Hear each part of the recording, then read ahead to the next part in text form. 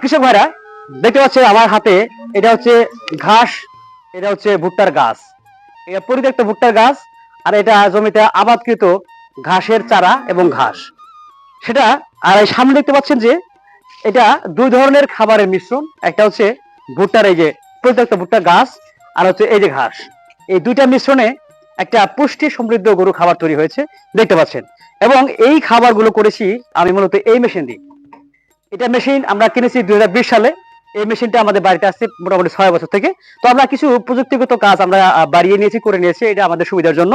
তো আমি যে কথা বলছিলাম আর কি, যে এই ধরনের ঘাস যারা আবাদ করবেন, এই যে বাজার ব্যবস্থায় একমাত্র সফল যদি কোনো পেশা থাকে সেটা হচ্ছে গরুর পেশা। কারণ এখানে যদি আল্লাহ হায়াত মানে না দিয়ে গরু যদি মরে না যায়, সেক্ষেত্রে আপনি সফলতা হবেনই হবেন, এটা বলাই যায়। কারণ যে এখানে পরিশ্রম এবং হালাল উপার্জন যেটা বলে করা থাকে সেটা এর মধ্যে আছে। ঘাম পর্যাপ্ত, এই যে কাজ করছি, ঘেমে যাচ্ছি, রোদ উঠছে, পর্যাপ্ত কাজ চলমান থাকে, কিন্তু এটা একটা হালাল পেশা এই কারণেই।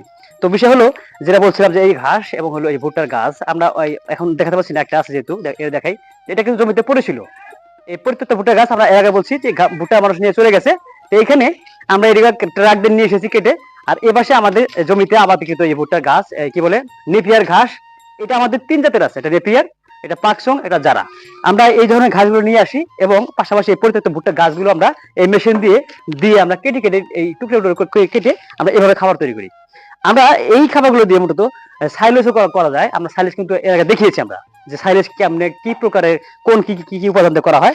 তো আপনারা জানেন যে সাইলেজ কিন্তু মোটামুটি এই পরিত্যক্ত ভুট্টা, কাঁচা গাছ এবং কাঁচা ঘাস, এই দুইটা, আর চিটা গুড় অথবা নালি গুড় পানিতে মিশ্রণ করে দিয়ে আমরা ছিটিয়ে ছিটিয়ে এর উপর ছিটিয়ে দিই। দেওয়ার পরে এরকম বস্তা এবং বায়ুদোক পলিথিনের মধ্যে ঢুকিয়ে দিয়ে বান দিয়ে আমরা কিন্তু ঘরে রেখে দিই বর্ষাকালে খাওয়ানোর জন্য। তো আমরা এখন সেটা বর্ষাকাল যেহেতু হয়নি, আসেনি এখনো, আমরা মোটামুটি প্রতিদিন প্রত্যেক যে গরুর খাবার রুটিন, আমরা কিন্তু খড় বাদে, খড়ের দাম বেশি আর আগে বলছি, এই জন্য আমরা এই ধরনের খাবার প্রতিদিন দিয়ে থাকি। এই ধরনের খাবার আমরা প্রতিদিন দিই এবং গরু পাশাপাশি টাটকা ঘাস পায় এবং পাশাপাশি প্রোটিন সমৃদ্ধ ভুট্টার যে গাছ সেটা কিন্তু পায়। এখন আজকের যে বিষয় সেটা হচ্ছে যে মেশিন, এই ধরনের হেভি ওয়েট মেশিন কিন্তু কিনতে হবে। তাছাড়া কিন্তু লোকাল কোনো মেশিন দিয়ে আপনারা কিন্তু এই ধরনের খাবার তৈরি করতে পারবেন না। প্রসেস নাম্বার 1 হচ্ছে মেশিন লাগবেই। যদি আপনি মধ্যম পন্থা করতে চান তাহলে আপনার এটা লাগবেই। আর ছোট্ট যদি খামারি হন তাহলে সেক্ষেত্রে এই ধরনের সবুজ ঘাস যদি আপনি 5 শতক লাগান বা 1 কাঠা লাগান, 3 কাঠা লাগান, 5 কাঠা লাগান, তাহলে কিন্তু দেশি গরু অনেকগুলো পালতে পারবেন, পুষতে পারবেন। আর যদি মনে করেন মধ্যম মানের আপনি বিদেশি গরু পালবেন, তাহলে সেক্ষেত্রে অবশ্যই আপনাকে ঘাস একটু বেশি লাগাইতে হবে, এই বাজার ব্যবস্থা হবে অবশ্যই। আর দ্বিতীয় কথা হচ্ছে এরকম মেশিন আপনাকে ক্রয় করতেই হবে। আর যদি আপনি মেশিন ক্রয় করতে চান তাহলে আমাদের জানাবেন কিভাবে কোন জায়গায় পাওয়া যাবে।